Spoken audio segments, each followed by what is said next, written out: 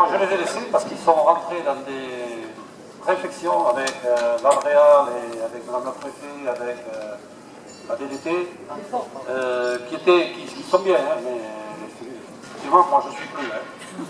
Moi, quand je leur ai présenté le document qu'ils font signer aux agriculteurs, là, j'aurais posé une question, quand même, je suis devant des gens plus intelligents que moi, en principe. Hein. À peu près. À peu près. Bon, je leur ai dit, qu'est-ce que vous savez, qu'est-ce que ça veut dire en cas de levée de l'option? Ouais. En cas de levée de l'option, la promesse de bail ne pourra pas être dénoncée. Ils m'ont tous regardé.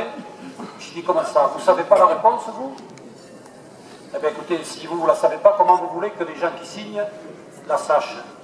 Tout à l'heure, le président de Ségalère m'a dit, on est allé rencontrer des agriculteurs qui ont signé, ils ne savent pas ce qu'ils ont signé. On leur a dit, c'est simplement pour faire des études. Et oui, ben, ils ont donné l'autorisation, ils ont signé, sur le coin de la table, comme ça. Il ne faut pas leur en vouloir, on aurait peut-être fait pareil. Seulement, ils sont engagés pour la vie. Ils ont signé quoi? Et ils ont signé quoi? Ils ont signé une promesse.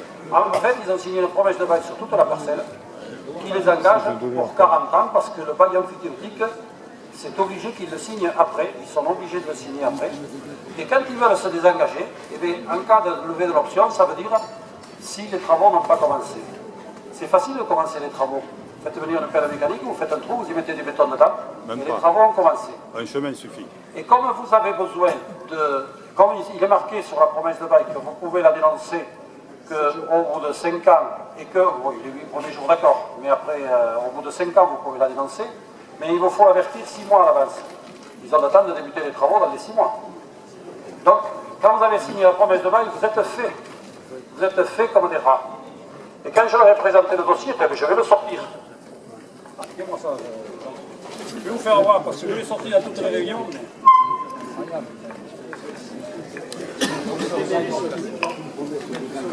On va aller lui donner un coup de main. Ils ont vendu les terres.